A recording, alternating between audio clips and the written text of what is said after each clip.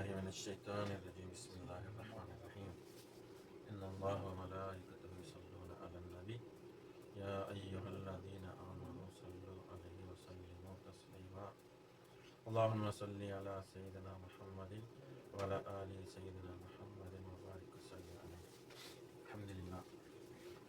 நம்ம ஏற்கனவே அரபியர்கள் வாழ்ந்த இடங்களும் அரபிய சமுதாயங்களும்ன்ற தலைப்பில் அரபியர்கள் வாழ்ந்த இடங்களை பார்த்தாச்சு. இப்போ நம்ம பார்க்க போகிறது அரபிய சமுதாயங்கள்.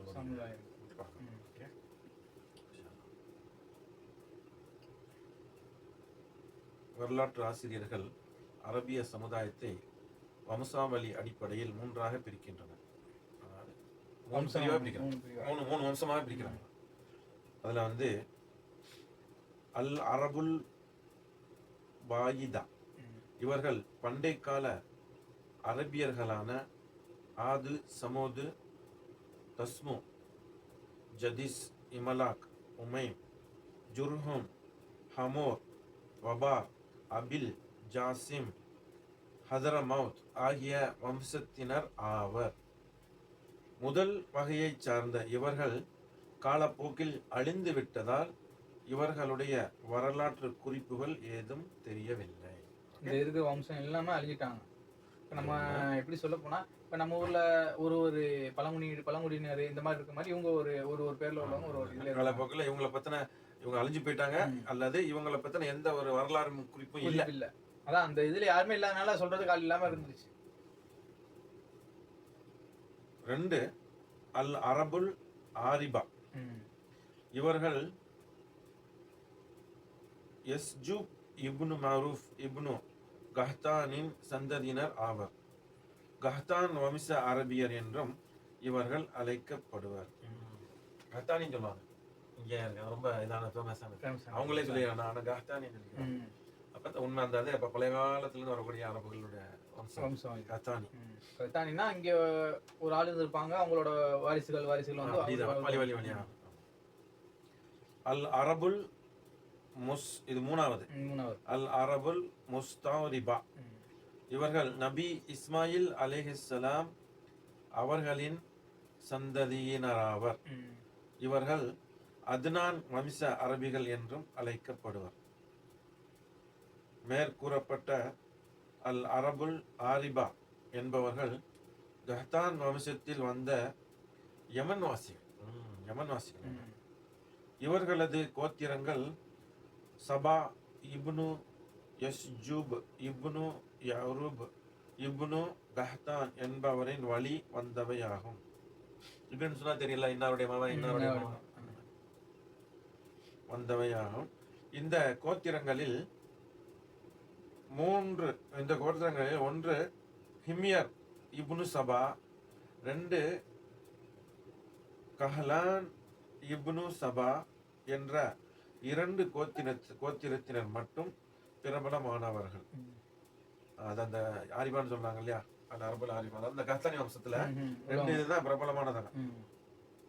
ஒன்னாவது வந்து ஹிமியர் இப்னு சபா, 2வது கஹலான் இப்னு சபா என்ற 2 கோத்திரத்தினர் மட்டும் பிரபலமானவர்கள். ஹிமியர் கஹலான் இருவரை தவிர சபாவுக்கு 11 அல்லது 14 பிள்ளைகள் இருந்தனர். இவங்களாம் இல்லாம 14 பிள்ளைகள் இருந்தனர். 11 இல்ல 16 பிள்ளைகள் இருந்தனர். அவர்களும் அவர்களின் வழி வந்தவர்களும் சபா வம்சத்தினர் என்று கூறப்பட்டனர். அவர்களுக்கு என தனிப்பெயர் கொண்ட கோத்திரங்கள் ஏதும் உருவாகவில்லை. சபா சேர்ந்தவங்க அந்த மாதிரிதான். இதுல வந்து ஹிமியர் கோத்திரமும் அதன் உட்பிரிவுகளும், இதுல 1 குதா, பஹ்ரா, பலீயி, அல் கைன், கல்ஃப், உத்ரா, வயரா ஆகிய குடும்பத்தினர் குலாஆவிலிருந்து உருவானவர்கள். குலாஆவிலிருந்து உருவானவங்களுக்கு, அதாவது ஹிமியர் கோத்திரம் இருக்குல்ல, அதுல குலாஆ அப்படிங்கிற ஒரு கோத்திரத்துல இருந்து இத்தனை வந்திருக்கு. பஹ்ரா, பலியி, அல்கைன், கல்புத்ரா, வயரா, இவங்க எல்லாம் என்னன்னா ஒரு இதுல இருந்தா பல பிரிவுகள் ஆரம்பிச்சிருக்காங்க. அப்புறம் அதுலயே அந்த ஹிம்யர்லயே ரெண்டாவது ஒண்ணு இருக்கு, சகாலிக்னு சொல்லிட்டு. சகாலிக். ஆமா, அவங்கள இருந்து ஜைது இப்னு வாயிலா இப்னு ஹிம்யர் என்பவரின் சந்ததியினர் ஆவர். இதில் ஹிம்யரின் பேரரான ஜைது என்பவர் சகாலிக் என்ற புனைப்பெயரால் அழைக்கப்பட்டார். பின்னால் கூறப்படவுள்ள கஹ்லான் வம்சத்தில் தோன்றிய கிந்தா என்ற பிரிவில் கூறப்படும் சகாலிக் என்பவர் வேறு. இங்கு கூறப்பட்டுள்ள ஜைது சகாலிக் என்பவர் வேறு. அதாவது இதே பேர்ல வரக்கூடிய பின்னால பேச போறோம் நம்ம, அவங்க வேற இவங்க வேற. இப்ப அவங்க என்ன செய்யறாங்க, தெளிவுபடுத்திக்கிறாங்க.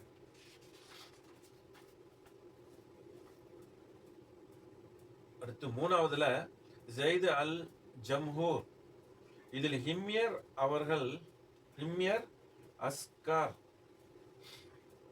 சின்ன ஹிம்யர், ஹிம்யர் அஸ்கர், சின்ன ஹிம்யர், சபா அஸ்கர், சின்ன அஸ்கர், ஹிம்யர், ஹமுர் து அஸ்பா ஆகிய குடும்பங்கள் உருவாகின. எப்படின்னா ஒரு மகா அந்த மாதிரி வரையில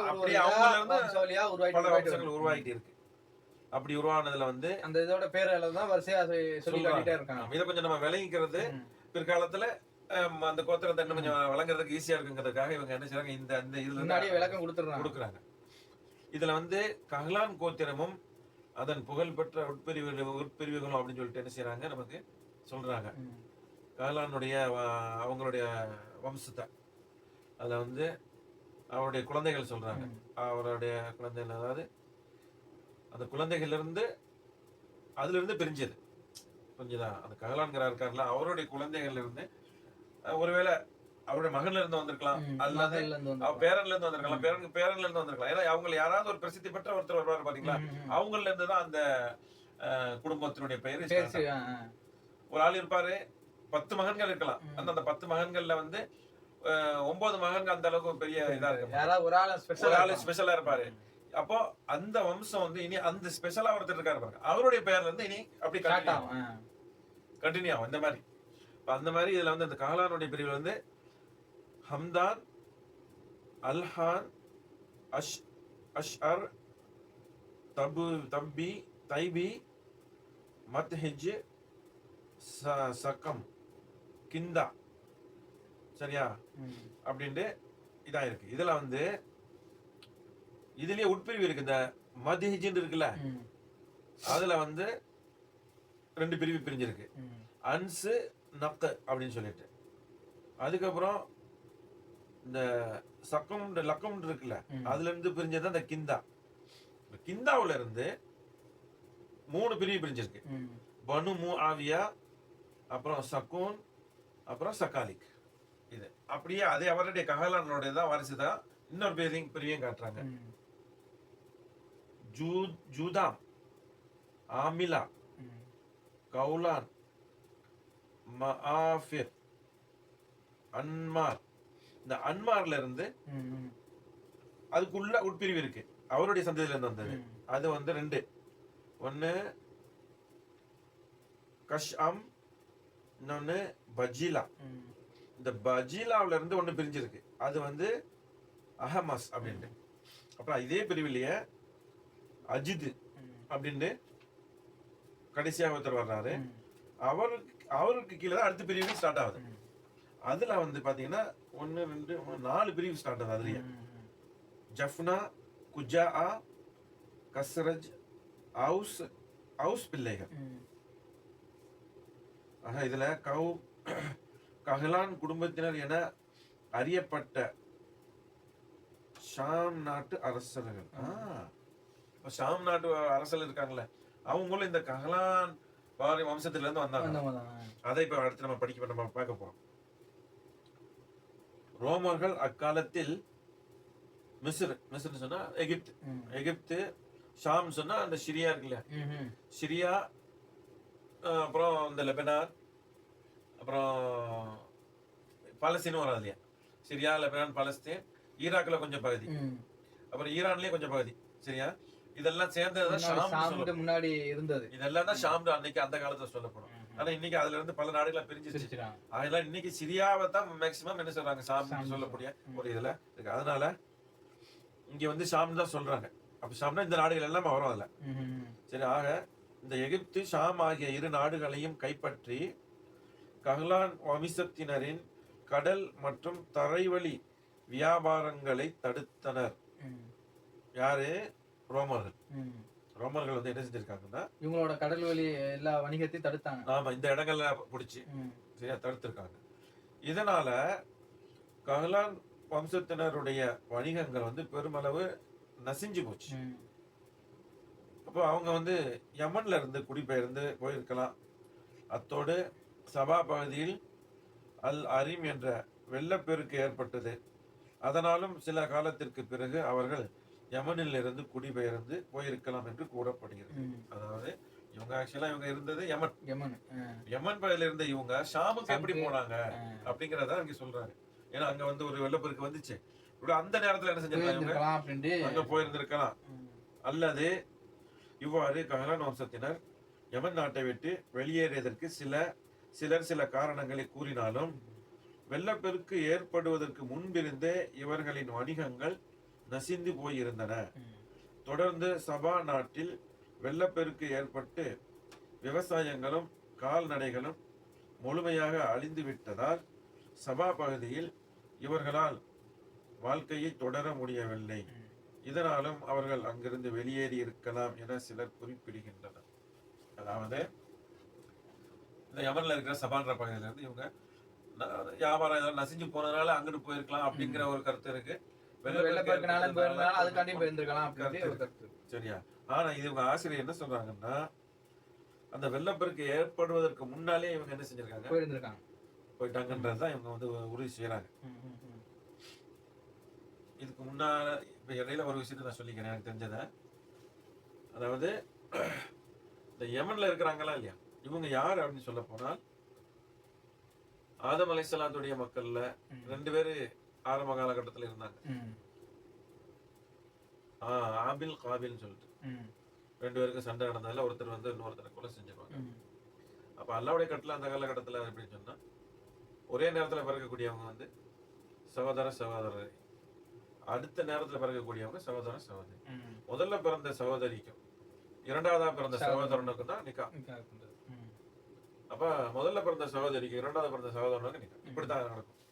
அப்ப இவருடைய சகோதரி அழகா இருந்ததுனால ஒரு ஆளுடைய சகோதரி அவர் என்ன செய்யல, அதை ஒத்துக்கல, அந்த மாதிரி கல்யாணம் செய்ய ஒத்துக்காம. அப்ப அது ஒரு பெரிய சம்பவம் குர்ஆன்ல வருது. அவங்க அதோட ஆதம் அலைஹிஸ்ஸலாம் சொல்லுவாங்க, நீங்க வந்து அல்லாஹ்ட்ட கேளுங்க, அல்லாஹ் வந்து எதை ஒத்துக்கிறானோ தெரியல, யாருடைய இதை ஒத்துக்கிறானோ அவங்க சொல்படி கேட்கணும்னு. அப்ப அவங்க என்ன செய்யறாங்கன்னா, அல்லாஹ்வுடைய கட்டளைப்படி குர்பானி கொடுக்குறாங்க. ஒருத்தர் வந்து நெல்லை கொடுக்குறாரு, ஒருத்தர் வந்து இறைச்சியை கொடுக்குறாரு. நெல்லை வந்து அவர் சாவி நெல் தான் வைக்கிறார். சாவி நெல்லாம் தெரியுதா? சாவி நெல்லாம் நெல்லுலயே வந்து சரியா விளையாதது, அது சாவின்னு சொல்லுவாங்க. அது அப்படியே சரியா? அப்ப அந்த நெல்லை வைக்கும்போது வச்சு அவர் என்ன ஏமாத்துறாரு, அவருக்கு அது தேவையில்லை அப்படிங்கிறதுனால. மற்றவர் வந்து கறி வைக்கும் போது அந்த வானத்துல இருந்து ஒரு நெருப்பு வந்து என்ன செய்யுது, கறியை தின்னுட்டு போயிடுது. அப்ப உடனே இங்க இதாயிடுச்சு. இப்போ கறியை தின்னுச்சு இல்லையா, அப்ப அவருடைய குர்பானியை எல்லாம் ஏற்றுக்கொண்டான். இப்போ அவருடைய சொல்படிதான் இவர் கேட்கணும் அப்படின்னு சொல்லிட்டு. ஆனா இவர் அப்பவும் என்ன செய்யல, கேட்காம அவங்களுக்குள்ள வாக்குவாதம் வந்துகிட்டு இருக்கும்போது இவர் என்ன செஞ்சாரு, அவங்களுக்கு சண்டை மாதிரி தான் இதாகும்போது இவர் தன்னுடைய சகோதரனை கொலை செஞ்சாரு. அதான் உலகத்துல முதல் கொலை. சொல்றாங்க, இனி கடைசி காலம் வரைக்கும் யாரெல்லாம் கொலை செய்யறாங்களா இல்லையா, அனைத்து கொலைகளும் அவருடைய பேர்ல தான் போகும். எல்லாம் பாதுகாக்கிறது நம்மள. ஆக இப்ப நான் என்ன சொல்ல வரேன்னா, இப்ப அவரோட அண்ணனோட தம்பியை கொண்டுட்டு அவரு திருமணம் செஞ்சுட்டு தான் அவர் தான் இங்கிட்டு வந்ததாக கூறப்படுது. இங்க யமன். புரிஞ்சுதா? அதுக்கப்புறம் தான் அதாவது நூஹ் அலைஹிஸ்ஸலாத்துக்கு முன்னால சொல்றேன், சீது அலைஹிஸ்ஸலாம். இப்ப நம்ம நாட்டுல சேதுபதினு சொல்றோமே, சேதுபதினு சொன்னா அது இந்த நபியோட பேர் தான். அது சீது, அரபுல சீதுன்னு சொல்றோம், தமிழ்ல சேது. அப்ப அவங்க இந்த சேதுபதினு சொல்லக்கூடிய அவங்களுடைய பரம்பரை வந்து நபி. சரி, காலப்போக்கில் அவங்க வேற மாதிரி போயிட்டாங்கன்னு வச்சுங்களேன். ஆனா அந்த சேதுபதிங்கிறது வந்து ஒரு நபியுடைய பேர்.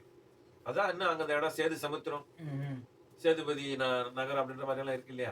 அப்ப அந்த சேதுங்கிறது வந்து ஒரு நபியுடைய பேர். நபியோட பேர். சரி, அவங்க அந்த காலத்துல என்ன செஞ்சிருக்காங்க, நபியுடைய இதுல இருந்தாங்க. இன்னும் சொல்ல போனா இந்த சீது அலைஹிஸ்ஸலாத்தை தான் இந்த ராமர்னு கொண்டாடுறாங்கல்ல இவங்க. அது சீது அலைஹிஸ்ஸலாத்தை தான் அப்படின்ட்டு உலமாக்களுடைய கருத்து அதுவும் இருக்கு. சரியா, சீதா அலைஹிஸ்ஸலாத்தை தான் இவங்க வந்து ராமர்னு இதுக்கெல்லாம் கொண்டாடுறாங்க அப்படின்னு சொல்லிட்டு ஒரு கருத்து இருக்கு. அப்ப அந்த சீதா அலைஹிஸ்ஸலாத்தை அந்த காலத்துல இங்க அல்லாஹ்வுடைய கட்டளைப்படி யமனுக்கு வர சொல்லியிருக்கு. நீங்க அங்கேயும் போய் என்ன செய்யுங்க, தாவத் செய்யுங்க உங்களுடைய சொந்தங்கள். ஏன்னா அவங்க அங்க வழி அவர் அல்லாஹ்வுடைய கட்டளைக்கு மாறு செஞ்சு இது என்ன, அப்புறம் அவங்களுடைய குழந்தைகள்லாம் இங்க வாழ்ந்துகிட்டு இருந்தாங்கல்ல. அப்ப அந்த குழந்தைகளுக்கு அல்லாஹ்வுடைய மார்க்கத்தை எத்தி வைக்கணும்ல. அப்ப சீதா அலைஹிஸ்ஸலாம் அப்ப அந்த காலகட்டத்துல அவங்க நபி, அவங்க அந்த எங்கெல்லாம் அவங்க மக்கள் இருக்காங்களோ அவங்க தான் நபி. அப்ப அவங்க இதை கொண்டு போய் எத்தி வைக்கணும். அதன் அடிப்படையில் அவங்க என்ன செஞ்சிருக்காங்க, யமனுக்கு வந்ததாக சொல்லப்படுது. யமனுக்கு வந்து இந்த திருக்கலிமாவுடைய தாவத்தை என்ன செஞ்சிருக்காங்க. அதன் அடிப்படையில் இந்த யமன்ல வாழ்ந்த மக்கள் அந்த மக்கள். அப்படி இருந்தா இவங்க என்ன செஞ்சிருக்காங்க, அப்படியே இதுக்கு போறாங்க, ஷாமுக்கு போறாங்க. சரியா, அப்போ இந்த ஷாமுக்கு போன இந்த ஹிமியர் குடும்பங்கள் இருக்காங்க இல்லையா, இந்த ஹிமியர் வம்சத்தினரும் சபாவில் இருந்து வெளியேறி இருப்பார்கள். ஆனால் அவர்கள் வெளியேறவில்லை. இதிலிருந்து இவ்விரு வம்சத்தினருக்கும் இடையே இருந்த பகைமையும் ஒரு காரணம் என தெரிய வருகிறது. அதாவது இந்த கஹலான் ஹிமியர், அந்த கஹலானுடைய குடும்பங்கள் அங்க வந்து அதாவது ஷாமுக்கு போயிட்டான்னு சொல்றாங்கல்ல. ஆனா அந்த ஹிமியர்ங்கிற அந்த அவங்க அந்த வம்சம் என்ன செய்யல, இங்க வரல ஷாமுக்கு. அது ஏன் வரல அப்படின்னு சொன்னா, இந்த ஹிமியரும் இந்த கஹலான்ங்கிற இந்த ரெண்டு கோத்திரத்துக்கு இடையில பகை இருந்திருக்கு. அதனால அவங்க போன அந்த கஹலானுடைய பரம்பரைகள் போன இடத்துக்கு இந்த ஹிமியர் பரம்பரை என்ன செய்யல, வரல அப்படின்ட்டு இங்க வந்து ஆசிரியர் குறிப்பிடுறாங்க. ஆக நாடு துறந்த கஹலான் வம்சத்தினர் 4 வகைப்படுவர். சரி, அந்த கஹலான் வம்சத்தினர் எங்க போயிட்டு தான் இப்ப நம்ம ஆசிரியர் சொல்றாங்க, ஷாமுக்கு போயிட்டாங்க. அதான் அவங்க வம்சமே என்ன செஞ்சாங்க, அங்க போயிட்டாங்க. அப்ப இவங்க 4 வம்சமாக இவங்களை வந்து பிரிக்கிறாங்க. அதுல வந்து ஒரு வம்சம் வந்து அஜித் கிளையினர். இந்த அஜித் கிளையினர் வந்து இவர்கள் தங்களின் தலைவர் இம்ரான் இப்னு அம்ர் முசைக்கியா என்பவரின் ஆலோசனைக்கு இணங்க நாடு துறந்தனர். இவர்கள் யமன் நாட்டின் பல பகுதிகளுக்கு சென்று சுற்றி பார்த்து தங்களுக்கு விருப்பமான பகுதிகளில் தங்கினர். இவ்வம்சத்தில் யார் எங்கு தங்கினர் என்ற விவரங்கள் பின் வருமாறு. அதாவது இது யாருன்னா இந்த கஹலான் வம்சம். அவங்கள இருந்தா வெளியில போனாங்கல்ல, அவங்களுடைய கிளைகள்ல ஒரு கிளைய சொல்றாங்க. யமன்லயே பல இடங்கள் இருக்காங்க, அங்க போய் தங்கி இருக்காங்க அப்படின்ற அடிப்படையில் அவங்க ஒரு பகுதியை ஒரு ஒரு இதுல உள்ளவங்க. அந்த 4 வம்சத்துல ஒரு வம்சம் வந்து இந்த மாதிரி யமன்ல போய், ஆமா, யமன்லயே ஒரு இடத்தை பார்த்து அவங்களுக்கு விருப்பமான பல பகுதிகள் சென்று சுற்றி பார்த்துட்டு அங்க அவங்களுக்கு விருப்பமான ஒரு இடத்துல என்ன செஞ்சிருக்காங்க, தங்கி இருக்காங்க அப்படின்ற மாதிரி. ஏதாவது எங்க தங்குறாங்க அப்படிங்கிற பின்னாடி வந்து சொல்றாங்க. ஆமா, இம்ரான் இப்னு அம்ர் என்பவர் தன் குடும்பத்துடன் உமான்னா ஓமன், அதுதான் உமான் இதுல சொல்றாங்க. ஆக அந்த காலத்துல இந்த ஓமனுக்கு உமான்ற பெயர் இருந்திருக்கு. அந்த காலத்துல ஓமன் நாட்டில் சென்று தங்கினர். இவர்கள் உமன் நாட்டு அஜிது வம்சத்தினர் என்று சொல்லப்படுகிறது. அந்த ஓமன் இருக்கு இல்லையா, ஓமனும் பக்கத்துல தான் இருக்கு. சரி, ஒரே பிளேட் தான். அங்க இருந்து இந்த பக்கம் வந்திருக்காங்க. அப்ப அதுவும் அந்த ஓமன்கிற நாடும் ஒரு காலத்துல யமனுடைய பாகம் தான் இருந்திருக்கு. இப்பதான் அது என்ன செஞ்சிருக்கு, தனி நாடா பிரிஞ்சிருக்கு. ஆமா,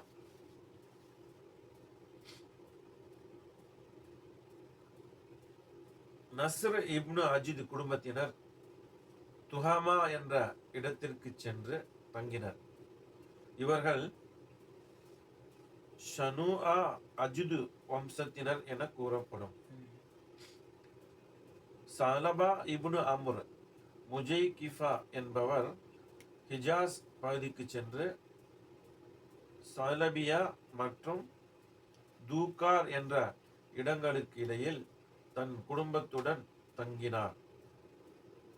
அவரது பிள்ளைகள் பேரன்கள் பெரியவர்களாகி நன்கு வலிமை பெற்றவுடன் அங்கிருந்து புறப்பட்டு மதீனா நகர் வந்து தங்கினார்.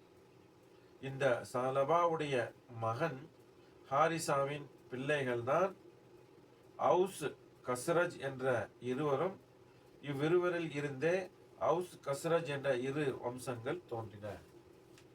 இங்க இந்த ஹிஜாஸ்ன்னு சொல்லப்படுது. இந்த சாலபா இப்னு அம்ர் முசைக்கியா என்பவர் வந்து ஹிஜாஸ் பகுதிக்கு சென்று தங்கினார் சொல்றாங்க. ஹிஜாஸ் பகுதினா எது தெரியுமா? இப்போதைக்கு இருக்கிற சவுதி அரேபியாவில் அந்த மக்கா மதீனா பகுதி இருக்கு பார்த்தீங்களா, அந்த பகுதியெல்லாம் வரும். சொல்லப்போனா இந்த பகுதி இப்ப ஆமா ஜித்தாவிலும் அதுல வந்துடும். அதாவது சவுதி அரேபியாவுடைய ஃபுல் பாட்டு இல்ல, அந்த மக்கால இருந்து மதீனா போற அந்த ஏரியா பக்கத்துல ஜித்தா மக்கா மதீனா இப்படி அதாவது அந்த கடற்கரை ஓரமாக அந்த ஒரு ஒரு ஒரு பிளேட் மட்டும் பின்பக்கம் வராது. இந்த பக்கம் யமன் வந்துடுது, யமன் ஒமான் கிட்ட வந்துடுது. அந்த தாண்டில இருந்து அப்படியே இந்த ஓரமாக கடற்கரை மட்டும் இதை வந்து ஹிஜாஸ்ன்னு சொல்றாங்க. ஹிஜாஸ். அங்க வந்து இவங்க என்ன செஞ்சாங்க, ரெண்டு பேரு வந்து இங்க தங்குறதாக சொல்லப்படுது. அதுல இருந்து இந்த ரெண்டு வம்சம் வந்து தோன்றி இருக்கு. அஜித் வம்சத்தை சேர்ந்த ஹாரிசா இப்னு அம்ர் குடும்பத்தினர் ஹிஜாஸ் பகுதியில் மர்ருல் சஹரான் என்னும் இடத்தில் தங்கினர். சிறிது காலத்திற்கு பின் மக்கா மீது படையெடுத்து அங்கு வசித்த ஜுருஹும் வம்சத்தவர்களை வெளியேற்றிவிட்டு மக்காவை தங்கள் ஊராக ஆக்கி கொண்டனர். இந்த ஹாரிசாவின் வம்சத்திற்கு குஜா என்ற பெயரும் உண்டு. சரியா? அடுத்து ஜஃப்னா இப்னு அம்ர் என்பவர் தன் குடும்பத்துடன் சிரியா சென்று தங்கினார். இவரது சந்ததியினர் தான் வருங்காலத்தில் சிரியாவை ஆட்சி செய்த கஸ்ஸானிய மன்னர்கள் ஆவர். சிரியா வருவதற்கு முன் ஜஃப்னா இப்னு அம்ர் ஹிஜாஸ் பகுதியில் உள்ள கஸ்ஸான் என்ற கிணற்றுக்கு அருகில் குடியேறி சில காலம் தங்கியிருந்தனர். இதன் காரணமாகவே பிற்காலத்தில் இவர்களுக்கு கஸ்ஸானியர் என்ற பெயரும் வந்தது. Ka'b ibn Amr, Harith ibn Amr, Auf ibn Amr போன்ற சிறிய குடும்பத்தவர்களும் மேற்கூறப்பட்ட பெரிய கோத்திரங்களுடன் இணைந்து ஹிஜாஸ் மற்றும் சிரியாவில் குடிபெயர்ந்தனர். லக்ம் மற்றும் ஜுதான் இவர்கள் கிழக்கு மற்றும் வடக்கு நாடுகளில் குடிபெயர்ந்தனர். லகம் வம்சத்தில் வந்த நஸ்ர் இப்னு ரபிஆ என்பவரின் சந்ததியினர் தான் ஹீரா நாட்டை ஆண்ட அரசர்கள். அந்த அரசர்களை முனாதிரா என்று அழைக்கப்பட்டது. இதுல வந்து இந்த கிழக்கு வடக்குன்னு சொல்றாங்கல்ல, இதுல இருந்து கிழக்குன்னு சொல்ல போனா அப்படியே இந்த இடத்துக்கு வரும். எங்க தம்மாம் ஏரியா இருக்கு இல்லையா, தம்மாமு ஜுபைல் இந்த மாதிரி ஏரியா இருக்குல்ல, அதெல்லாம் கிழக்கு பகுதியில் வந்துடும். வடக்குன்னு சொல்ல போனா இங்க இருந்து வடக்குன்னு சொல்ல போனா இது வரும் ரியாத் பகுதி. சரியா? ரியாத் பகுதி தான் அங்கிட்டு வடக்குக்கு வரணும். ஆக ஹீரா நாடுன்னு சொல்றாங்க. அது எந்த நாட்டை குறிக்குன்னு எனக்கு தெரியல, உள்ள பின்னால நமக்கு அது தெரியும். ஹீரா நாட்டை ஆண்ட அரசர்கள், அந்த அரசர்களை முனாஜிரா என்று அழைக்கப்பட்டது. அடுத்தது பனு சத்தை அஜித் வம்சத்தினர் யமனில் இருந்து குடிபெயர்ந்தவுடன் இந்த கோத்திரத்தினரும் அரபிய தீபகற்பத்தின் வடக்கு பகுதிக்கு சென்று அஜவ் சல்மா என்ற இரு மலைகளுக்கு இடையில் குடிபெயர்ந்தனர். பிற்காலத்தில் அங்கு மலைகளுக்கு தைப் மலைகள் என்ற பெயர் வந்தது. மலைப்பகுதி தானே. அங்க இரு மலைகளுக்கு இடையில, ஆமா, ரசூல் ஸல்லல்லாஹு அலைஹி வஸல்லம் துஆ செய்வாங்க. ரசூல் ஸல்லல்லாஹு அலைஹி வஸல்லம் அங்க போயிருந்த நேரத்துல அவங்க அந்த தாய்ப் மக்கள்லாம் ரொம்ப குடும்பப்படுத்தி விரட்டி விடுவாங்க. அப்ப ரசூல் ஸல்லல்லாஹு அலைஹி வஸல்லம் அல்லாஹ்ட்ட துஆ செய்வாங்க. உடனே அல்லாஹ் என்ன செய்வான், ரெண்டு மலக்கு மாலைகளை இறக்கி விடுவோம். அதுல ஒரு மலக்கு வந்து ஜிப்ரீல் அலைஹிஸ்ஸலாம், ஒரு மலக்கு வந்து மலைகளுடைய ராஜா. உத்தரவிடுங்க எஜமானே, இந்த மக்களை இந்த ரெண்டு மலைகளுக்கு இடையில வச்சு நசிக்கிறேன்னு சொல்லிட்டு ஆக அந்த ரெண்டு மலை வந்து சுப்ஹானல்லாஹ் தையிப். தையிப்ங்கிறது கிழக்கு போகல, அது அப்படியே தாயிஃப் ஆயிருக்கு. ஏன்னா இதுல வந்து தைப்னு போட்டிருக்கு. அடுத்தது கின்தா. இந்த கோத்திரத்தினர் பஹ்ரைனில் குடியேறினர். அங்கு அவர்களுக்கு பல சிரமங்கள் ஏற்படவே மீண்டும் யமன் நாட்டில் ஹதர் மவுத் எனும் நகரில் குடியேறினர். அங்கும் அவர்களுக்கு சிரமங்கள் ஏற்படவே அரபிய தீபகற்பத்தின் நஜிது பகுதியில் குடியேறி ஒரு பெரும் அரசாங்கத்தை நிறுவினர்.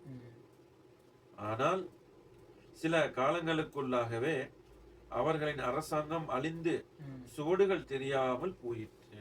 இந்த நஜிதுன்னு சொல்ற பகுதி எதுன்னா ரியாதை சுத்தி கொஞ்சம் ஒரு பெரிய பகுதி, அந்த பகுதி. இதற்கு முன் கூறப்பட்ட அல் அரபுல் முஸ்தாரிஃபாவின் முதலான பாட்டனார் நபி இப்ராஹிம் அலைஹிஸ்ஸலாம் ஆவார்கள். சரி, இந்த இப்ராஹிம் அலைஹிஸ்ஸலாத்துடைய இவங்க பார்ட்னரா ஆகணும். நபி இப்ராஹிம் அலைஹிஸ்ஸலாம் அவர்கள் ஈராக் நாட்டில் ஃபுராத் நதியின் மேற்கு கரையில் கூஃபாவிற்கு அருகாமையில் உள்ள உர் என்ற ஊரை சேர்ந்தவர்கள், ஈராக்கை சேர்ந்தவர் நபி இப்ராஹிம் அலைஹிஸ்ஸலாம். நபி இப்ராஹிம் அலைஹிஸ்ஸலாம் அவர்களின் குடும்பம் ஊர் மற்றும் அதை சுற்றியுள்ள ஊர்களின் சமய சமூக பண்பாடுகள் குறித்து பல விரிவான தகவல்கள் அகழ்வாராய்ச்சிகள் மற்றும் தொல்பொருள் ஆராய்ச்சிகள் மூலம் கிடைத்துள்ளன. இப்ராஹிம் அலைஹிஸ்ஸலாம் அவர்கள் தன் ஊரிலிருந்து வெளியேறி ஹாரான் அல்லது ஹர்ரான் எனும் ஊரில் குடியேறினார்கள். சில காலத்திற்கு பின் அங்கிருந்தும் புறப்பட்டு பலஸ்தீனம் நாட்டில் குடியேறினார்கள். பலஸ்தீனை தன் அழைப்பு பணிக்கு மையமாக ஆக்கிக் கொண்டு அங்கும் அதை சுற்றியுள்ள பல பகுதிகளிலும் வாழ்ந்த மக்களை ஒரே இறைவனின் பக்கம் அழைத்தார்கள். ஒரு முறை மனைவி சாரா அலைஹிஸ்ஸலாத்துடன் அழைப்பு பணிக்காக அருகிலுள்ள ஒரு ஊருக்கு சென்றார்கள். அன்னை சாரா மிக அழகிய தோற்றமுடையவராக இருந்ததை அறிந்த அவ்வூரின் அநியாயக்கார அரசன் அவர்களை அழைத்து வரச் செய்து அவர்களுடன் தவறான முறையில் நடக்க முயன்றான். அன்னை சாரா அவனிடமிருந்து தன்னை பாதுகாக்குமாறு அல்லாஹ்விடம் வேண்டினார். அவன் சாராவை நெருங்க முடியாதபடி அல்லாஹ் அவனை ஆக்கிவிட்டான். அல்லாஹ்விடம் சாரா மிக மதிப்பிற்கு உரியவர், மேலும் நல்லொழுக்க சீலர் என்பதை இதன் மூலம் அறிந்த அந்த அநியாயக்காரன் சாராவின் சிறப்பை மெச்சி அல்லது அல்லாஹ்வின் தண்டனையிலிருந்து தப்பித்துக் கொள்ள சாரா அலைஹிஸ்ஸலாம் அவர்களுக்கு அவர்களுக்கு பணி செய்ய ஹாஜர் என்ற பெண்ணை வழங்கினார். சாரா அவர்கள் அப்பெண்ணை தன் கணவர் இப்ராஹிமுக்கு வழங்கிவிட்டார்கள். சஹீஹுல் புகாரி, இந்த சம்பவம் சஹீஹுல் புகாரில வருது. இந்நிகழ்ச்சிக்கு பின் இப்ராஹிம் அலைஹிஸ்ஸலாம் தங்களின் வசிப்பிடமான பலஸ்தீனத்திற்கு திரும்பினார்கள். அங்கு ஹாஜரின் மூலமாக இஸ்மாயில் என்ற மேன்மைக்கு உரிய ஒரு மகனை அல்லாஹ் இப்ராஹிம் அலைஹிஸ்ஸலாம் அவர்களுக்கு வழங்கினார். பிறகு அல்லாஹ்வின் கட்டளைக்கு இணங்க இப்ராஹிம் அலைஹிஸ்ஸலாம் தங்கள் மகன் இஸ்மாயில் அலைஹிஸ்ஸலாம் மற்றும் ஹாஜர் அலைஹிஸ்ஸலாம் அவர்களை அழைத்து கொண்டு மக்கா வந்தார்கள், திரும்பினார்கள். சில நாட்களில் அவ்விருவரின் உணவான பேரித்தம் கனிகளும் தண்ணீரும் தீர்ந்து விட்டன. அல்லாஹ் தன் அருளினால் பசியையும் தாகத்தையும் போக்கும் அற்புதமான ஜம்சம் ஊற்றை அவ்விருவருக்காக தோன்றச் செய்தார். அது அந்த சம்பவத்தை கூற போனா நம்ம வேற ஒரு நீளமா போவோம். அதனால நம்ம டக்குன்னு இதுக்கு போவோம். இதுவே ரொம்ப இருக்கு, இதுல இருந்து முடிச்சு அங்க போறதுக்கே ரொம்ப டைம் எடுக்கு. அதனால அந்த விஷயங்கள்லாம் கொஞ்சம் எடுத்து முக்கியமானது மட்டும் எழுதிக்கிறோம். இதெல்லாம் தெரியும், எல்லாருக்கும் தெரியும் இந்த விஷயங்கள் எல்லாமே. இக்காலத்தில் இரண்டாவது ஜுர்ஹும் என்ற யமன் கோத்திரத்தினர் மக்கா வழியே வரும்போது தண்ணீர் இருப்பதை பார்த்து அங்கு வசிக்க விரும்பி அன்னை ஹஜரா அலைஹிஸ்ஸலாம் அவர்களிடம் அனுமதி பெற்று தங்கினர். சில வரலாற்று ஆசிரியர்கள் இந்த இரண்டாவது ஜுர்ஹும் வம்சத்தினர் முன்பிருந்தே மக்காவை சுற்றியுள்ள பள்ளத்தாக்குகளில் வசித்து வந்தனர் என்றும் மக்காவில் அன்னை ஹாஜரா அன்னை ஹாஜர் குடியேறி ஜம்ஜம் கிணறு தோன்றியவுடன் தாங்கள் வசித்து வந்த பள்ளத்தாக்குகளை விட்டு வெளியேறி மக்காவில் குடியேறினர் என்றும் கூறுகிறார்கள். சஹீஹுல் புகாரி. இமாம் புகாரி ரஹ்மத்துல்லாஹி அலைஹி அவர்கள் நூலில் இச்சம்பவம் பற்றி குறிப்பிட்டிருப்பதை ஆராய்ந்தால் நாம் முதலில் கூறிய கூற்ற மிகச் சரியானது என்பதை அறிந்து கொள்ளலாம். இமாம் புகாரி ரஹ்மத்துல்லாஹி அலைஹி கூறியிருப்பதாவது, இப்ராஹிம் அலைஹிஸ்ஸலாம் தமது மனைவியையும் பிள்ளைகளையும் மக்காவில் தங்க வைப்பதற்கு முன்பே மக்கா வழியாக இரண்டாவது ஜுர்ஹும் கோத்திரத்தார் போக வர இருந்தார்கள். அன்னை ஹாஜர் மக்காவில் வந்து தங்கி தண்ணீர் வசதியும் ஏற்பட்ட பின், அதாவது இஸ்மாயில் அலைஹிஸ்ஸலாம் வாலிபம் அடைவதற்கு முன்பு இவர்கள் குடியேறியுள்ளார்கள். இவ்வாறே சஹீஹுல் புகாரியில் வந்துள்ளது. இதிலிருந்து இவர்கள் மக்காவின் எப்பகுதியிலும் இதற்கு முன் குடியிருக்கவில்லை என்பது தெளிவாக தெரிய வருகிறது.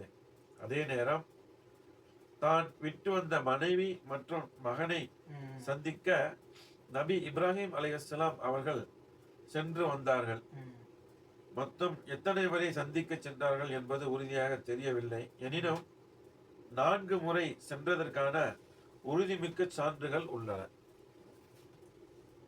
அந்த 4 முறைகள் பின்வருமாறு. 1. இதை பற்றி அல்லாஹ் தன் திருமறையில் கூறியிருக்கின்றான். நபி இப்ராஹிம் அலைஹிஸ்ஸலாம் அவர்கள் தமது மகனார் இஸ்மாயில் அலைஹிஸ்ஸலாம் அவர்களை அறுத்து அல்லாஹுக்கு தியாகம் செய்வது போல் கனவு ஒன்று கண்டார்கள்.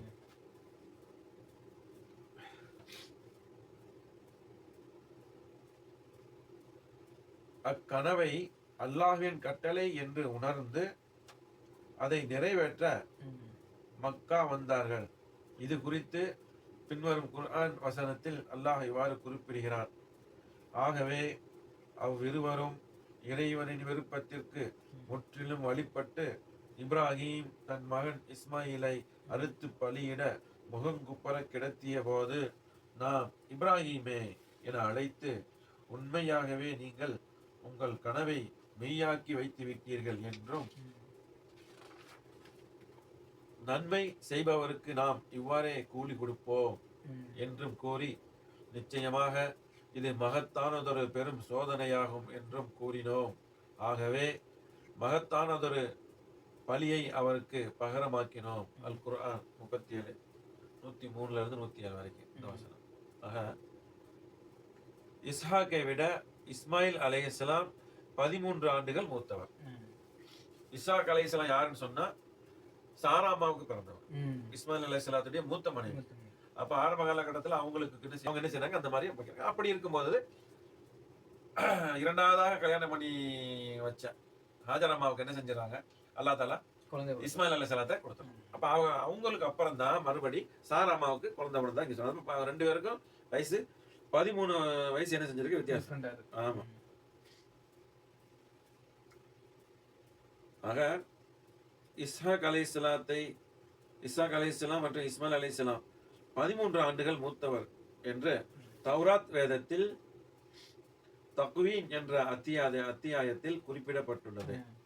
மேலும் இச்சம்பவத்தை பற்றி விவரிக்கும் குர்ஆன் வசனங்களிலிருந்து இந்நிகழ்ச்சி இஸ்ஹாக் அலைஹிஸ்ஸலாம் பிறப்பதற்கு முன் நடந்திருக்க வேண்டும் என்றே தெரிகிறது.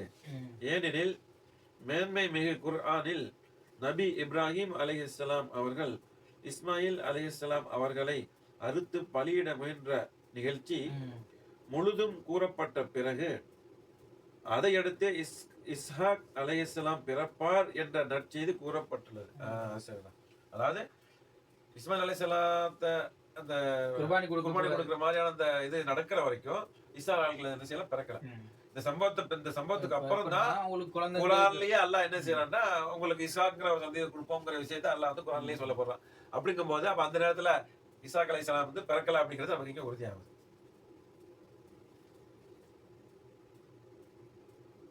ஆக இதிலிருந்து இஸ்மாயில் அலைஹிஸ்ஸலாம் அவர்களை அறுப்பதற்கு நபி இப்ராஹிம் அலைஹிஸ்ஸலாம் அவர்கள் ஒரு முறை மக்கா சென்றுள்ளார்கள் என்பதும், அப்போது இஸ்மாயில் அலைஹிஸ்ஸலாம் அவர்கள் வாலிபம் அடையவில்லை என்பதும் தெரிய வருகிறது. மற்ற 3 பயணங்களை பற்றி இப்னு அப்பாஸ் ரலியல்லாஹு அன்ஹு அவர்களின் வாயிலாக இமாம் புகாரி ரஹ்மத்துல்லாஹி அலைஹி அவர்கள் குறிப்பிட்டுள்ளதின் சுருக்கமாவது, இஸ்மாயில் அலைஹிஸ்ஸலாம் அவர்கள் ஜுர்ஹும் கோத்திரத்தாரிடம் அரபி மொழியை கற்றார்கள். அவர்களின் ஒழுக்கம் மற்றும் நற்பண்புகளை ஜுர்ஹும் கோத்திரத்தார் பெரிதும் விரும்பி தங்கள் இனத்தைச் சேர்ந்த ஒரு பெண்ணை இஸ்மாயிலுக்கு மணமுடித்து வைத்தார்கள். இத்திருமணத்திற்கு பிறகே அன்னை ஹாஜர் அவர்கள் இறந்தார்கள். அப்போ நபி இப்ராஹிம் அலைஹிஸ்ஸலாம் முதல்ல வந்தது இஸ்மாயில் அலைஹிஸ்ஸலாம் சின்ன வயசுல. அதுக்கப்புறம் இவங்களுக்கு அங்க வந்து அப்ப இஸ்மாயில் அலைஹிஸ்ஸலாம் அரபு மொழியை இவங்கள்ட்ட இருந்தா கத்துருக்காங்க. யாரும் யமன் மக்கள்கிட்ட இருந்தா கத்துருக்காங்க. அப்படின்னு சொன்னா அன்றைய காலகட்டத்துல இந்த ஈராக், இந்த ஷாம், இந்த பாலஸ்தீன் சொல்ற அந்த இடங்கள்ல வந்து அரபு என்ன செய்யப்படல, பேசப்படல அப்படின்றது இங்க நமக்கு. அந்த காலகட்டத்துல அவங்க வந்து ஒருவேளை இந்த ஹிப்ரு இருக்கு இல்லையா, ஹிப்ரு இந்த பைபிள் சொல்றாங்க, பைபிள், ஜபூர், தௌராத் இதெல்லாம் இறங்குனது அந்த மொழியில, ஹிப்ருல தான் இன்ஜில் இறங்கி இருக்கு.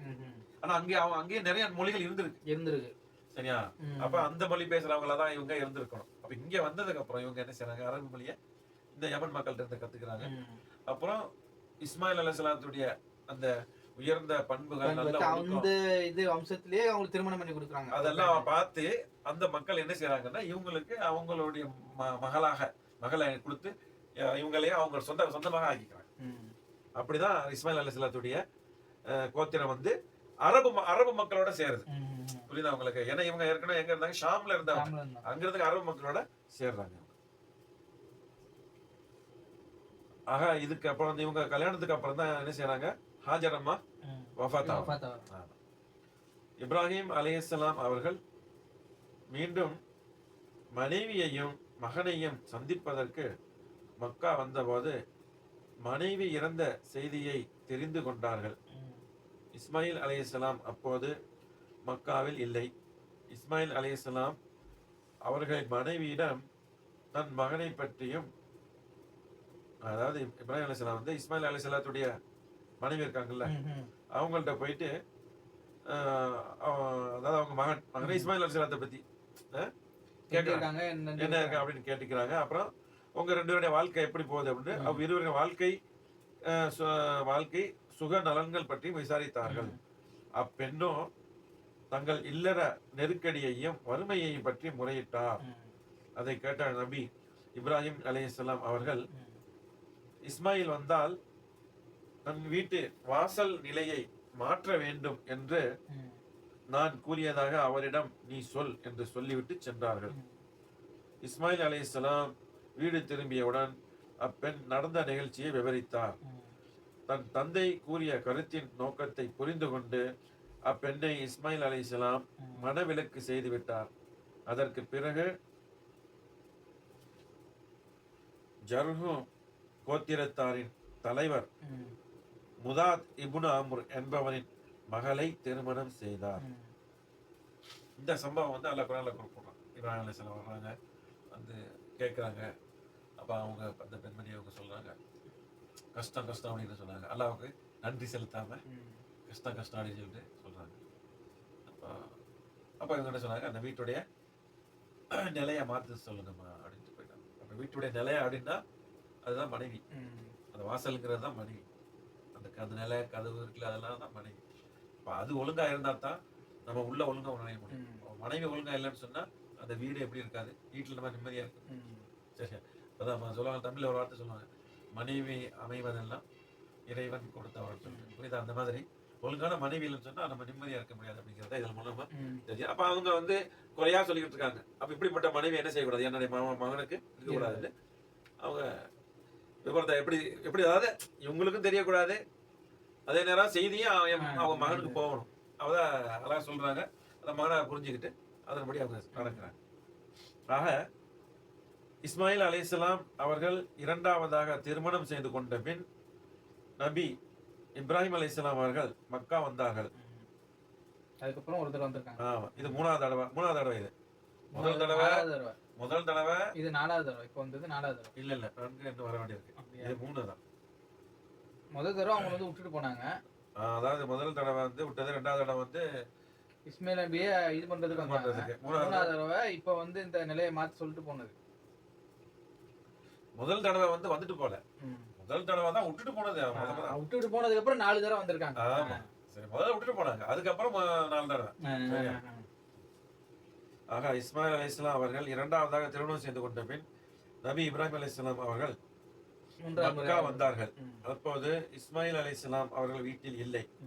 நபி இப்ராஹிம் அலைஹிஸ்ஸலாம் தன் மருமகளிடம் மகனை பற்றியும் குடும்ப நிலையை பற்றியும் விசாரித்தார்கள். அதற்கு அல்லாஹ்வின் அருளால் நாங்கள் நலமுடன் இருக்கிறோம் என்று அவர் பதிலளித்தார். அதை கேட்ட நபி இப்ராஹிம் அலைஹிஸ்ஸலாம் அவர்கள் இஸ்மாயில் அலைஹிஸ்ஸலாம் வந்தால் தன் வீட்டு வாசலின் நிலையை தக்க வைத்துக் கொள்ளட்டும் என்று நான் கூறியதாக இஸ்மாயிலிடம் சொல் என்று சொல்லிவிட்டு பலஸ்தீனம் சென்றார்கள். அப்ப தன்னுடைய வீட்டு நிலையை தக்க வைத்துக் கொள்ளுங்க, அந்த மனைவியை தக்க வச்சுக்கப்பா, இது வந்து இதுதான் உனக்கு சரியான மனைவி அப்படின்னு சொல்லிட்டு இதுல குறிப்பு கொடுத்துருக்காங்க. தௌராத் என்பது குர்ஆனுக்கு முந்தி அருளப்பெற்ற வேதங்களில் ஒன்று. இது நபி மூசா அலைஹிஸ்ஸலாம் அவர்களுக்கு அருளப்பட்டது. 4வது முறை வருது, அதான் முடிச்சுக்கிட்டோம். 4ஆம் முறை நபி இப்ராஹிம் அலைஹிஸ்ஸலாம் மக்கா வந்தபோது தன் மகனை சந்தித்தார்கள். இஸ்மாயில் அலைஹிஸ்ஸலாம் ஜம்ஜம் கிணற்றுக்கு அருகில் இருந்த ஒரு மரத்தின் நிழலில் அமர்ந்து தன் அம்பை கூர்மைப்படுத்திக் கொண்டிருந்தார்கள். தந்தையை பார்த்ததும் எழுந்து மரியாதை செய்து தங்கள் அன்பை பரிமாறிக் கொண்டார்கள். இப்பயணத்தில் தான் இருவரும் இணைந்து காபத்துல்லாவை கட்டி அல்லாஹ்வின் கட்டளைக்கிணங்க மக்களை ஹஜ்ஜுக்கு அழைத்தார்கள். சஹீஹுல் புகாரி. 4வது முறை லாஸ்ட் முறை வந்ததுக்கு வந்த டைம்ல தான் காபா கட்டறாங்க மறுபடி. அதாவது அது ஏற்கனவே இருந்த அந்த ஒரு இதை வந்து ஒரு கட்டண மாதிரி கட்டறாங்க. நிறைய பேர் என்ன நினைக்கிறாங்கன்னு சொன்னா காபத்துல்லா வந்து இப்ராஹிம் அலைஹிஸ்ஸலாம் கட்டினதாக. இப்ராஹிம் அலைஹிஸ்ஸலாம் கட்டினது இல்ல, இப்ராஹிம் அலைஹிஸ்ஸலாம் அதை புதுப்பிச்சாங்க. அது ஆதம் அலைஹிஸ்ஸலாத்துக்கு முன்னாலேயும் அது இருந்திருக்கு. ஆதம் அலைஹிஸ்ஸலாம் ஹஜ்ஜி செய்ய வருவாங்க இங்க, புரியுதா? இங்க இந்தியாவில் அவங்க வசிச்சுட்டு இருக்கிற காலத்துல ஹஜ்ஜி செய்யறதுக்காக என்ன செஞ்சிருக்காங்க, வந்திருக்காங்க மக்காவுக்கு. அப்போ அவங்களுக்கு முன்னால யார் இங்க இருந்திருப்பாங்களோ அவங்களும் என்ன செஞ்சாங்க, அதான் திராவம் செஞ்சுக்கிட்டு தான் இருந்தாங்க. இப்போ அப்படியே அவங்களுக்கு முன்னால அப்படியே பார்க்கும்போது மலக்குமார்கள் என்ன செஞ்சிருக்காங்க, அதை தவாப் செஞ்சுக்கிட்டு தான் இருந்திருக்காங்க. ஆக அது வந்து எவ்வளவு காலமா இருக்குன்னு நமக்கு தெரியாது. அல்லாஹ் இருக்கலாம். ஆனா நம்மள்ட்ட இருக்கிற அந்த ஒரு சிலருக்கு நினைச்சுக்கிறாங்க இப்ராஹிம் அலைஹிஸ்ஸலாம் தான் கட்டினாங்க அப்படின்னு. அப்படி கிடையாது. அது இன்ஷா அல்லாஹ் எதை நம்ம கேட்டோமோ அதன்படி நம்ம அமல் செய்யறதுக்கு ஈமான் கொள்வதற்கு மக்களுக்கு எத்தி வைக்கிற தோல் செய்வாங்க. இன்னும் அடுத்த பாதி இன்னும் வரும் காலங்களில் இன்ஷா அல்லாஹ். வாஹிரு தஅவானா அனில் ஹம்துலில்லாஹி ரப்பில் ஆலமீன். ஸல்லல்லாஹு அலைஹி வஸல்லம்.